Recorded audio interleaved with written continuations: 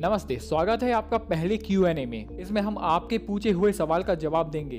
इसमें मैंने ऐसे क्वेश्चन उठाए हैं जिससे रिलेटेड मैंने पहले वीडियो बनाई नहीं है या उन वीडियो से रिलेटेड आपको डाउट हो। इसके साथ साथ ही भाई आप लोग बहुत गलती करते हो यार लिखने में, तो ऐसे क्वेश्चन जो कि मुझे समझ में नहीं आए हैं तो वो भी मैंने नहीं उठाए। तो आइए बढ़ते हैं पहले क्वेश्चन पर, जो कि विक्रांत चौधरी पूछते हैं। भाई एक बहुत बड़ी दुविधा है, क्या हम सेक्स करते वक्त जब एजैकुलेशन होने वाला होता है तो मूल बंद लगाकर से जो वीर्य को निकलने से रोक लेते हैं और हमें ऑर्गेज्म भी आ जाता है, तो इस टेक्निक के क्या कोई नुकसान तो नहीं? तो भाई बिल्कुल नुकसान ही नुकसान है। वेग 14 प्रकार के होते हैं, उनमें से एक वीर वेग भी होता है और आप जो टेक्निक के बारे में बता रहे हैं वह वीर वेग ही है। और वीर वेग के बारे में ऐसा कहा गया है कि सभी वेगों में सबसे खतरनाक वीर वेग ही है, इसलिए इसको बिल्कुल भी ना रोके। इससे शुक्राणु की मात्रा कम हो जाती है, आपके अंडकोश बड़े हो जाते हैं और यहाँ तक कि आपको नपुंसकता भी आ सकती है। अगला क्वेश्चन सत्यम जी पूछते हैं, दोस्त मुझे कॉन्स्टिपेशन है, वेट बहुत कम है, मेरी सिर्फ हड्डियां ही रह गई हैं और मुझे ठंड भी सहन नहीं होती, कुछ इलाज बताओ। तो भाई आपकी ये समस्या जानकर मुझे ऐसा प्रतीत हो रहा है कि आपकी वात प्रकृति है, इसलिए आप ऐसी चीजें बिल्कुल भी ना खाएं जो कि रूखी सूखी है, जो कि नेचर में कषाय या कटु है, यानी कि जो थोड़ी सी खैरी खैरी होती है और जो कड़वी चीजें होती है, तो इसका सेवन आपको नहीं करना है। यह चीजें करती क्या है कि ये हमारे शरीर में वात बढ़ाती है और इसके इलाज के लिए आपको ऐसी चीजें खानी है जो कि शरीर में कफ बढ़ाती हैं, जैसे चिकनी चीजें, भारी चीजें, मीठी और खट्टी चीजें। तो ऐसी चीजें जो कि हमारे शरीर में कफ को बढ़ाती हैं, तो उसका सेवन आपको करना है। अगला क्वेश्चन गौरी धवन जी पूछते हैं। ये पूछते हैं कि जब ये किसी से बात करते हैं तो उनका चिपचिपा पानी निकलने लगता है। लिंग से चिपचिपा पानी निकलना ये दर्शाता है कि आपका वीर्य पतला हो गया है।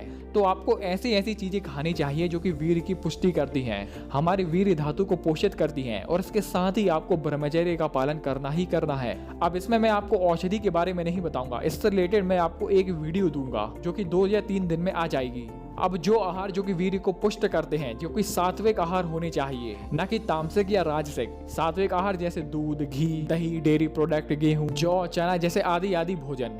और वीर्य पुष्ट करने वाली औषधि क्यों नहीं लेनी चाहिए, इसके बारे में मैं आगे आने वाली वीडियो में बताऊंगा। अगला क्वेश्चन सत्येंद्र जी पूछते हैं, क्या यह बात सही है कि रोज 1 चम्मच गर्म पानी में 2 बूंद लौंग के तेल का सेवन करने से पुरुष के शुक्राणु में वृद्धि होती है? तो सत्येंद्र जी इसमें हो भी सकता है और नहीं भी हो सकता। अब ये जो अलग अलग तरीके के उपाय हैं, यह अलग अलग वैद्यों के द्वारा बताए गए हैं। अब इसमें लौंग का तेल ऐसा होता है कि वह कुछ इंसानों को सूट कर जाता है और कुछ इंसानों को नहीं करता।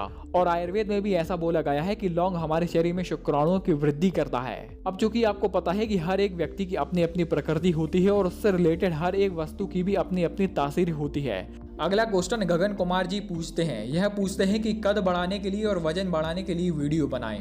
तो भाई मैं वजन बढ़ाने के लिए वीडियो बना चुका हूं। अब रही बात कद बढ़ाने की, तो भाई मैंने ऐसे कई लोगों को देखा है जो कि दुनिया भर के ढोंग पाखंड कर चुके हैं, उनका कद बढ़ता ही नहीं है। अब अगर आपको कोई भी जेनेटिक प्रॉब्लम नहीं है तो आपको करना क्या है कि आपको ताड़ासन करना है, आपको चक्रासन करना है, आपको व्यायाम कम करना है और आसनों पर ज्यादा ध्यान लगाना है। व्यायाम आप कर सकते हैं लेकिन अति मात्रा में, जो कि अर्ध शक्ति से ज्यादा व्यायाम जो कि पहलवान लोग करते हैं, जिम में लोग करते हैं, उस तरीके का व्यायाम आपको नहीं करना है। और इसके साथ ही आपको ऐसी चीजें खानी है जो कि कफ को बढ़ाती है, जो कि हमारे शरीर में कफ बढ़ाती है, जैसे दूध, दही, घी। तो ऐसी चीजें आपको लगातार खाती रहनी है।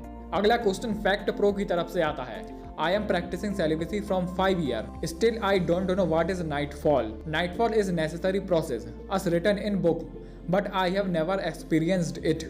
यानी कि इनका कहना यह है कि नाइटफॉल एक नेसेसरी प्रोसेस है। मैं पिछले 5 साल से ब्रह्मचर्य का पालन कर रहा हूँ, लेकिन फिर भी मुझे नाइटफॉल नहीं होता। तो ऐसी स्थिति में होता क्या है कि जब व्यक्ति लेट उठता है तब उसके अंडकोश पर जो मल मूत्र का दबाव है वह इतना पड़ जाता है जिससे वीर्य झलक जाता है। अब नाइटफॉल तब नेसेसरी प्रोसेस हो जाता है जब हम उल्टा सीधा खा लेते हैं, जैसे कि जंक फूड, मिर्च मसाले वाले खाना, मांसाहार कर लेते हैं, अंडा खा लेते हैं। लेकिन जब कोई व्यक्ति ऐसी चीज खाता ही नहीं तो ऐसे में क्या, तो ऐसे में उसको नाइटफॉल नहीं होगा। इसमें एक और कंडीशन आती है कि व्यक्ति के शरीर में ऊर्जा ही इतनी ज्यादा बनने लगती है और उसका मन बिल्कुल पवित्र है, किसी स्त्री से जुड़ा नहीं है और ऊर्जा इतनी ज्यादा बन रही है कि महीने में एक बार उसकी ऊर्जा वह झलक जाती है स्वप्न दोष के माध्यम से। अगला क्वेश्चन साहिल जी पूछते हैं, मुझे खाना खाने के बाद बहुत डकार आती है, सुस्त भी बहुत पड़ जाता हूँ। तो साहिल जी खाना खाने के बाद सुस्ती आना एक नॉर्मल प्रोसेस है, क्योंकि ऐसे समय होता क्या है कि हमारे पूरे शरीर का जो रक्त संचार है वह पेट की तरफ जाने लगता है और इसी कारण से ही हमारे शरीर में कई ऐसे अंग हैं जिसमें रक्त का संचार नहीं हो पाता, जिससे हमारे उन अंगों में सुस्ती सी आने लगती है, जैसे हमारे ब्रेन में, हमारी आंखों में, हमारे हाथ पैर में सुस्ती आने लगती है। अब अगर आपको खाना खाने के बाद कुछ ज्यादा ही सुस्ती आ रही है तो आप ऐसी चीजें बिल्कुल भी ना खाएं जो कि हमारे शरीर में कफ बढ़ाती हैं। जैसे आप गेहूं की रोटी खाते हैं, आलू खाते हैं, रोटियों में घी चिपड़कर खाते हैं, तो ऐसी चीजें करते क्या है कि हमारे शरीर में कफ बढ़ाती हैं। अब आपको करना क्या है कि आपको ऐसी चीजें खानी है जो कि रूखी सूखी है, जैसे भुने हुए चने, बाजरे की रोटी, मूंग की दाल। तो ऐसी चीजें करते क्या है कि हमारे शरीर में कफ को कम करती हैं। तो दोस्तों ये रहे आपके कुछ ऐसे सवाल जिसका उत्तर मैंने आपको देना जरूरी समझा। ध्यान रहे कि अगर आप चाहते हैं कि आपके सवाल का उत्तर मैं दूं तो पहले आप मेरी चैनल की सारी वीडियो चेक करें। हो सकता है कि मैंने पहले ही उन वीडियो में आपके सवाल का जवाब दे दिया हो। तो दोस्तों आज के लिए सिर्फ इतना ही। धन्यवाद।